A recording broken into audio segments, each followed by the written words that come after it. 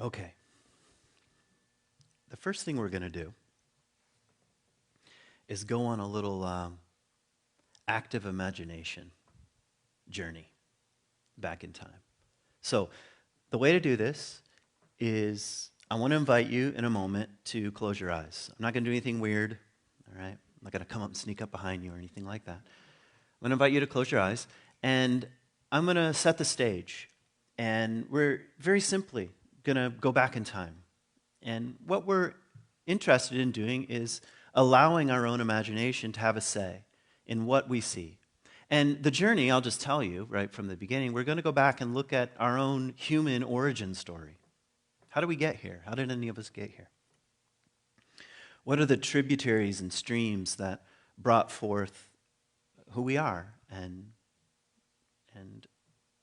the Homo sapien, as we've immodestly called ourselves. Sapien means wise, by the way. So that's where we're headed. And I want to encourage you, if you've ever done any kind of guided meditation or active imagination, to not try very hard. All right? You don't have to make anything happen. You might wonder partway something like, what the hell are we doing right now?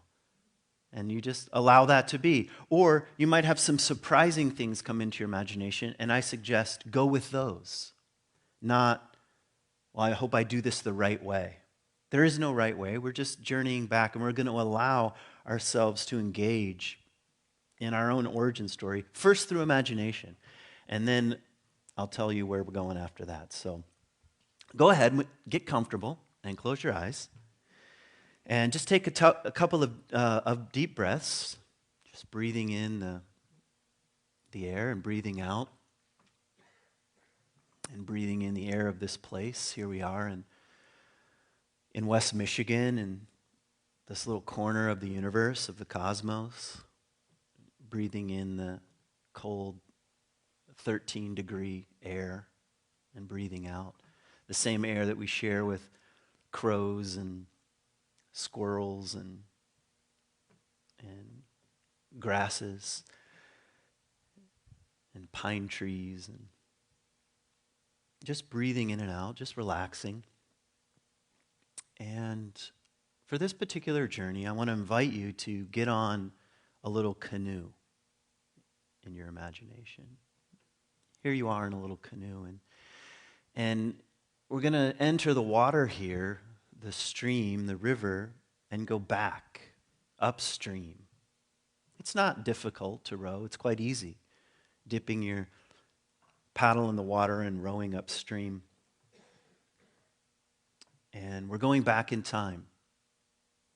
And maybe around the first bend in our time travel journey, you're seeing your own relatives, those who have come before you, your own ancestors, the ones that you know about, the ones that you've heard stories about. There they are.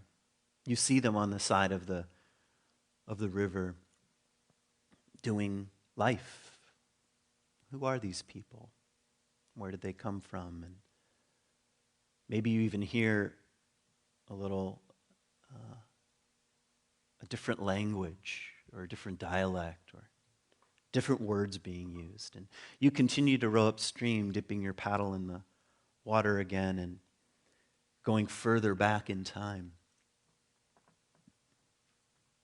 Maybe back to the ancestors that you don't know the names of, but maybe to the time of your own sort of family or tribal traditions, your heritage. And maybe you don't know anyone by name here. Maybe your name hasn't even been spoken, your family name, but these are your ancestors. Maybe you notice they're in a certain part of the world. Maybe you notice some things about that part of the world. And maybe you can even see, if you take the time, what these people are doing, what kinds of tools they have, and maybe what their homes look like and their clothes. What do they look like? And you pause here for a moment, maybe even with a little nod of gratitude, like, hey, thanks. Thanks for making it. And you continue upstream, and you're paddling upstream, and you're going deeper into antiquity now. And maybe you've reached the dawn of the agricultural age here, and you're looking around and you're seeing the first organized agricultural efforts by our great, great, great, great grandparents. What does that look like? Just allowing the images to come. What are they doing? What are these people doing? Where are they in the world? What's the climate like? What kind of clothes are they wearing? Maybe you're hearing languages you've never heard before. Maybe they have, maybe they're carrying tools that you recognize, but maybe you've never used. These are our agrarian ancestors. And after a few moments, you dip your paddle in the water again, and you're heading upstream, and now you're going even deeper into antiquity to the hunter-gatherers who make up a vast stretch of time. And maybe you're noticing that the groups on the side of the river are now a little smaller. Maybe they're extended family units. What are they up to? What are they up to? What do they look like there on the side of the river? What sort of tools might they have, or dialects, or clothing? And what does the forest look like here? What kinds of things are they gathering? What do you notice? And it turns out you have to paddle for some time because you keep encountering more and more of these bands of people, what we now call hunter-gatherers, deeper and deeper into antiquity. And here you round the bend, and this is as far back into antiquity as you have ever gone. This is the furthest upstream you have ever rowed. And you come around the bend and you start to notice people, Homo erectus, upright people, but they look a little different. What do you see? Just allowing your imagination to run free here. And what do you see? And what kinds of things are these very ancient ancestors up to? What do they have in common? How are they different than who we are, than who you are? And maybe you take one more paddle stroke up here, going as far back into antiquity as you have ever gone.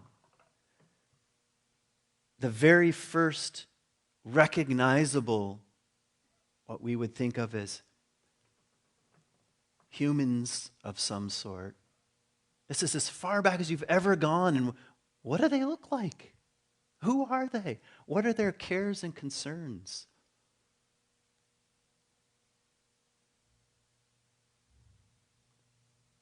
Maybe here you even nod. Maybe your nodding is not even understood, or you wave, and your waving is not understood. Or maybe it is. And these great, great, great, great, great, great, great, triple, quadruple great grandparents and ancestors.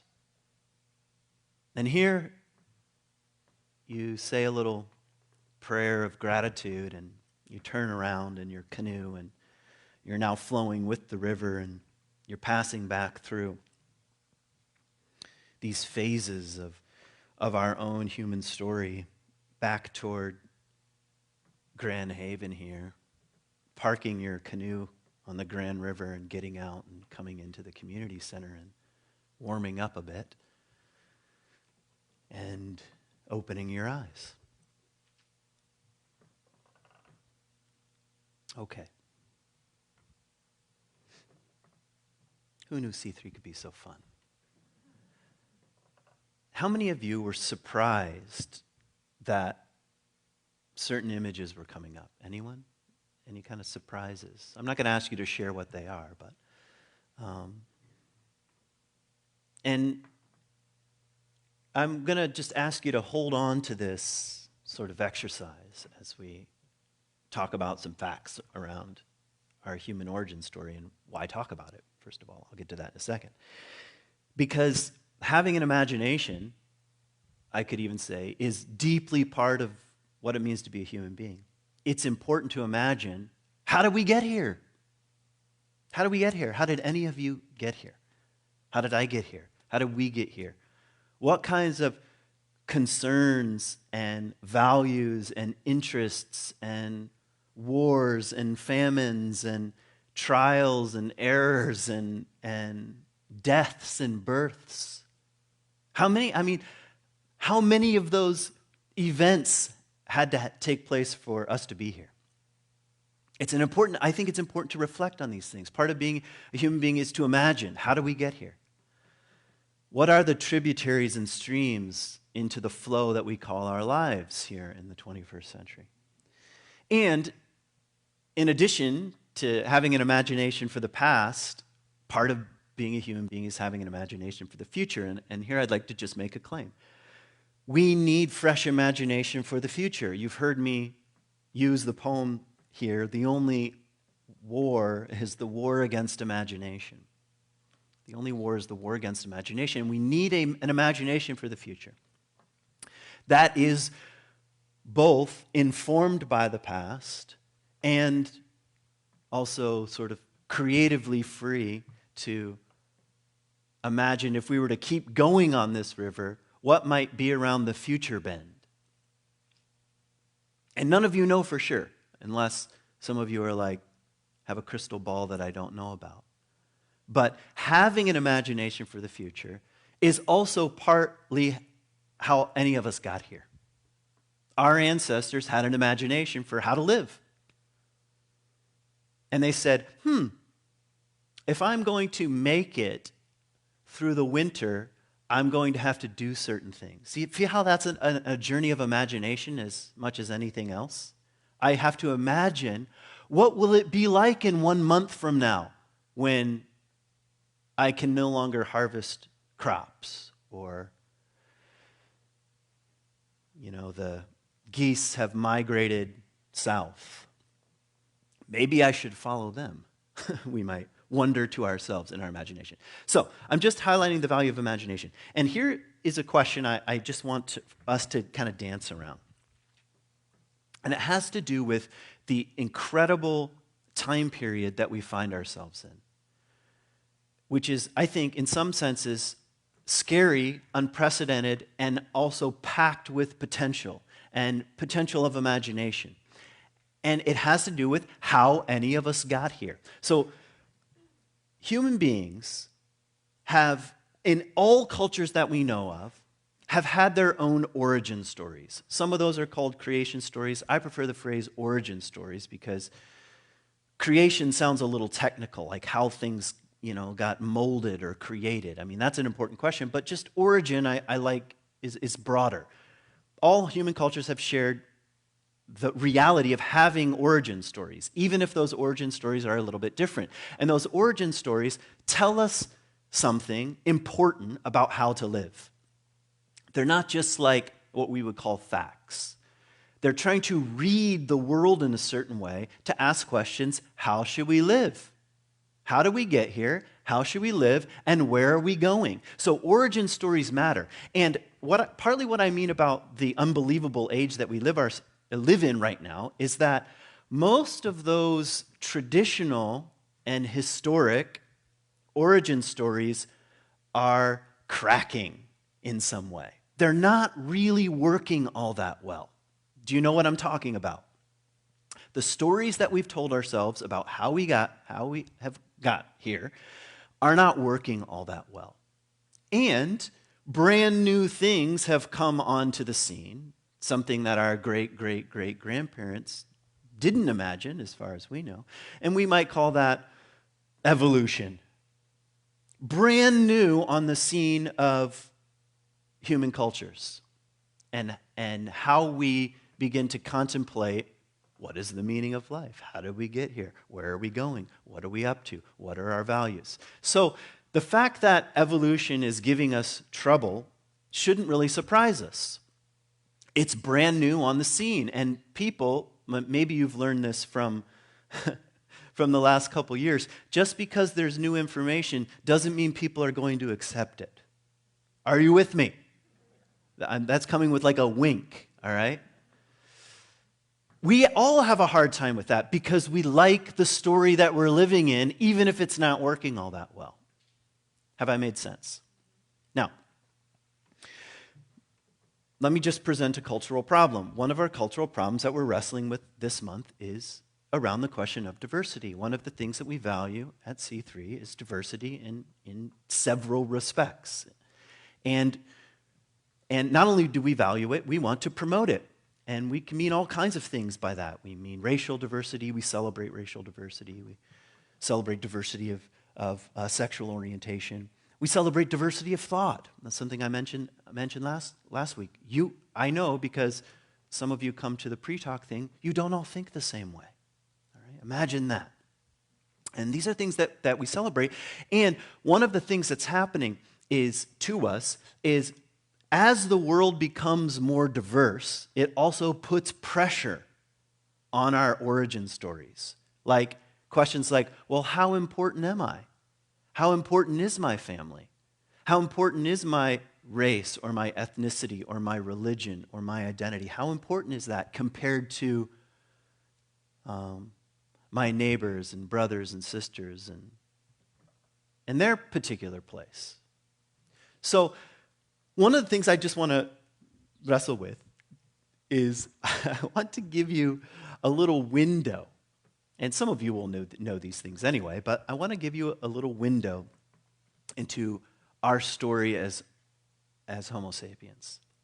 And in the back of your mind, start asking a question like this. How diverse are we as a human species? How diverse are we? Is this something that we can celebrate? The amazing story of our arrival. Okay, so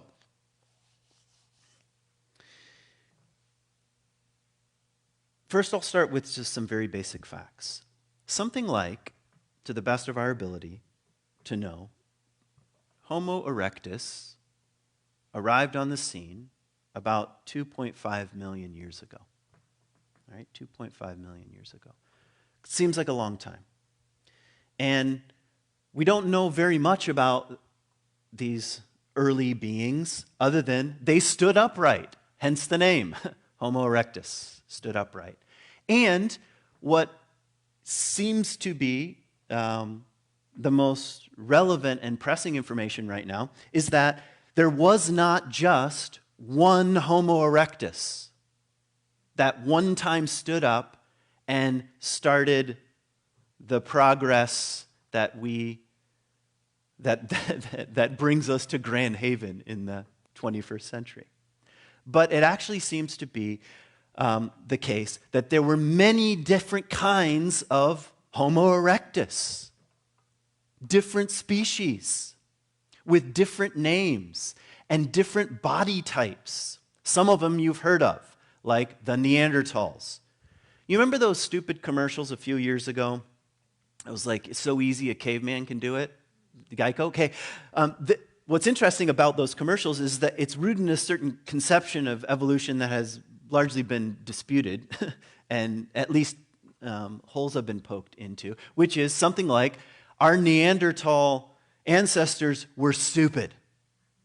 Okay? And that's what the commercial is kind of playing on. So easy a caveman could do it. But actually, Neanderthals had larger brains and much bigger biceps. Now, we don't know, just because you have a bigger brain doesn't necessarily, mean you might have advances in the cognitive department, but it is an interesting fact. And you had, I always forget the name of Denisovin, I think that's the name of it. Another whole group of people that were roughly about 3 feet tall, okay, who lived on this earth doing things like making tools and hunting and gathering for tens of thousands of years. Same with the Neanderthals. At one time, if we were paddling back in time, say about 150,000 years ago when Homo sapiens the wise ones, came up out of East Africa, is the most likely theory. They started bumping into all these other kinds of Homo erectus, including small ones, including giant Neanderthals, including about 8 or 9 other versions. Now, that is weird. Am I right? Isn't that a little weird? I mean, we look around and think we're at the top of our game here and there's nobody like us.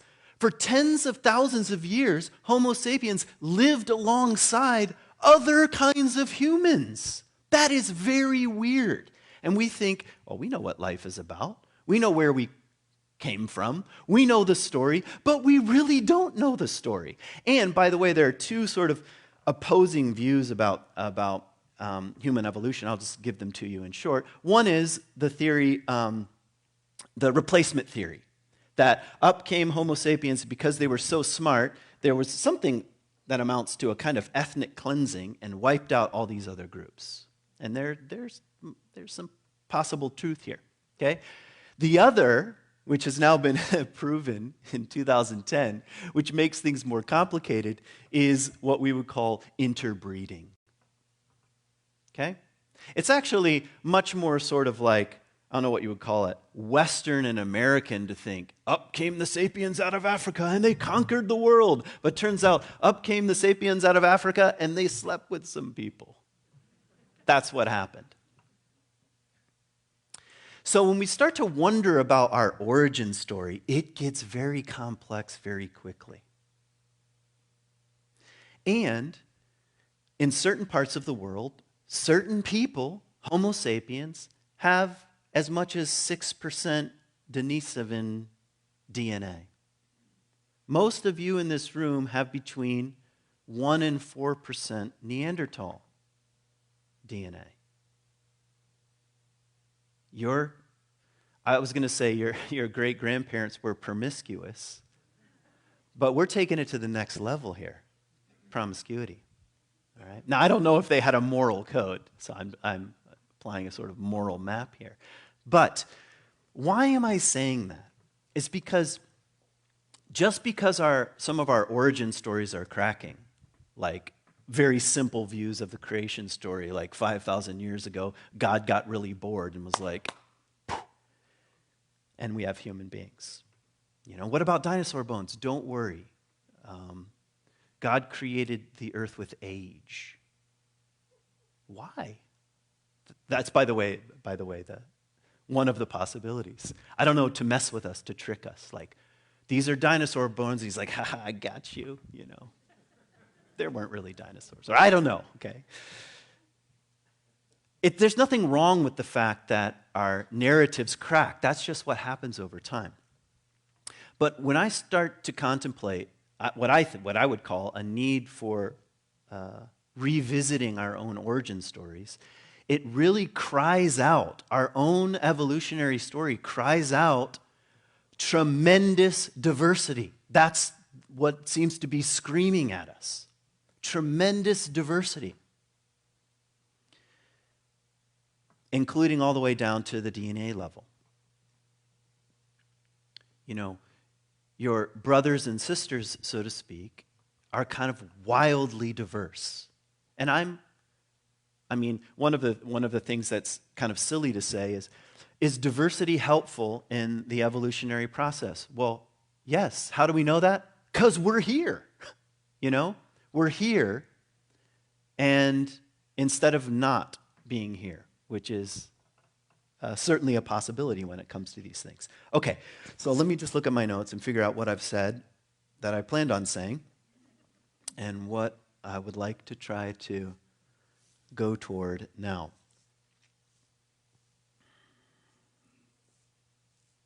Okay, so here are some wonderings of mine. And some of this comes from Brian Swim and Thomas Berry. They have a book on the universe story. I think that's the name of the book, The Universe Story.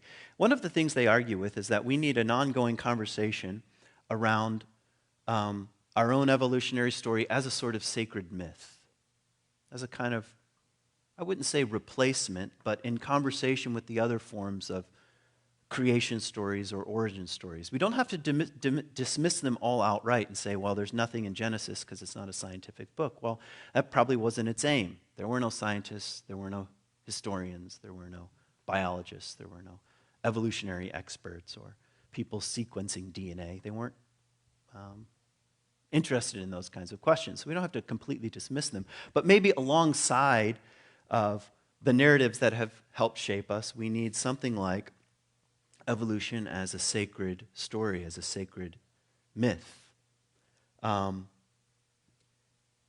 Which leads me to a couple questions. If I were to ask you what Darwin is most famous for, what would you say? Don't say evolution, that's too easy. What do people associate with Darwin? And okay, thank you. Survival of the fittest, which is something that he says, but he doesn't exactly say it in quite the same way.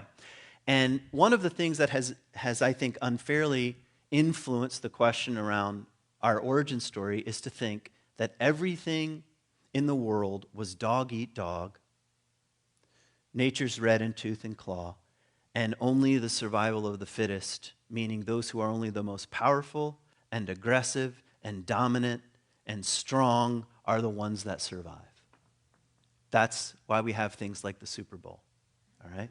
That's survival of the fittest. But we apply that, and not that there's zero truth to that, but we apply that across the board. That's how we got here. But Darwin was much more clever than that. And what he seems to be suggesting, I'm just going to rephrase, is something like the survival of those who are most able to adapt, those who are most able to cooperate. If you really get into anthropology, one of the things that the anthropologists are suggesting is, why did Homo sapiens end up faring better in the long run than, say, the Neanderthals? Is because they learned to cooperate with one another better.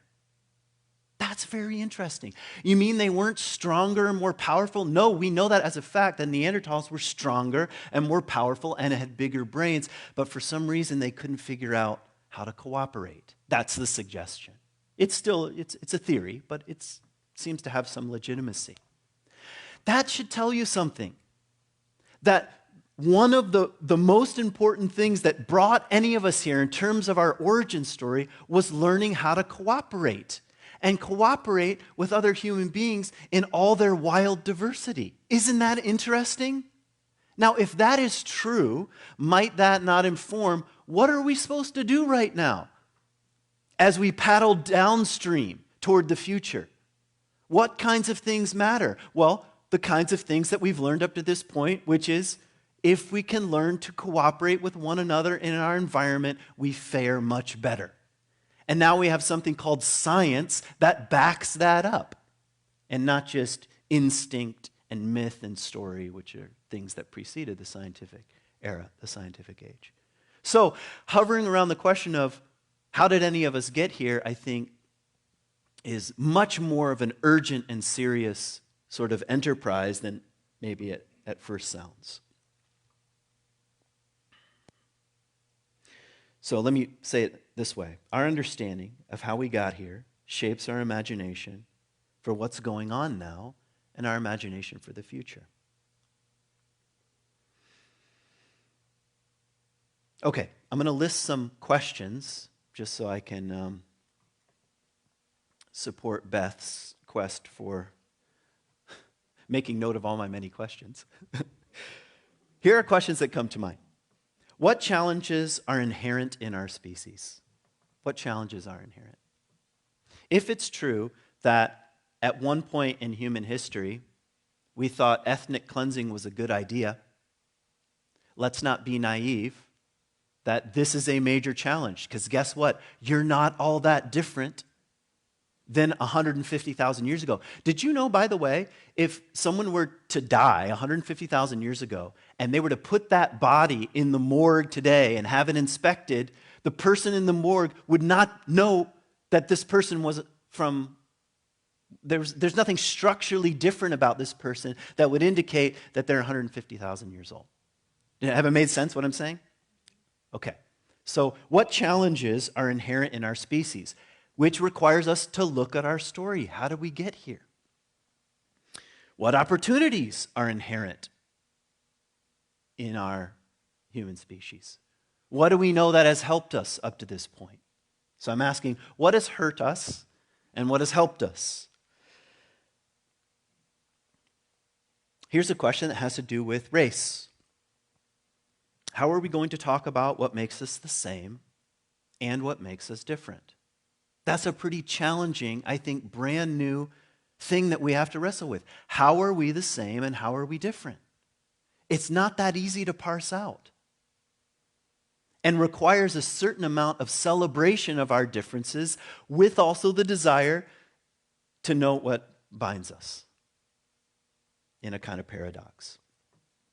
Here's a question that no one really wants to think much about. Is evolution fair? All right? I know there's a lot of concern about fairness. Is evolution fair? What's the answer to that? Well, it might be like, the answer might be, should we be applying moral categories to evolution? But that's part of the question I think we have to wrestle with. Okay, if evolution isn't fair, how do we want to be? You could easily claim evolution is not fair, we're simply evolving animals, there's no need to be fair. Do you know how easy you can get to that conclusion? So why be even concerned about things like justice in light of our unfolding story?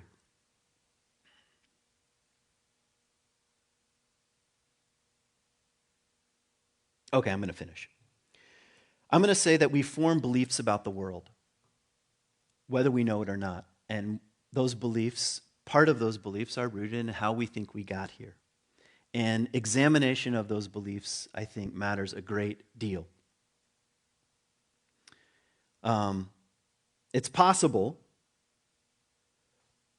those who could not adjust their beliefs are the ones that are lost to history. It's possible that those who could not adjust their beliefs to what's really going on are the ones who are lost to history. That's worth, I think, thinking about. Now, close your eyes and then we'll be done. So, close your eyes just for a second and now paddle forward. Now you're going downstream. And maybe on the right and the left are possible worlds. Possible worlds. Humanity could go this way or that way. What are these possible worlds? And one of the things that is non-negotiable when it comes to evolution as a kind of origin story, how you live today affects these possible worlds. What's on the right? What's on the left of the bank? A world that's sick, a world that's healthy.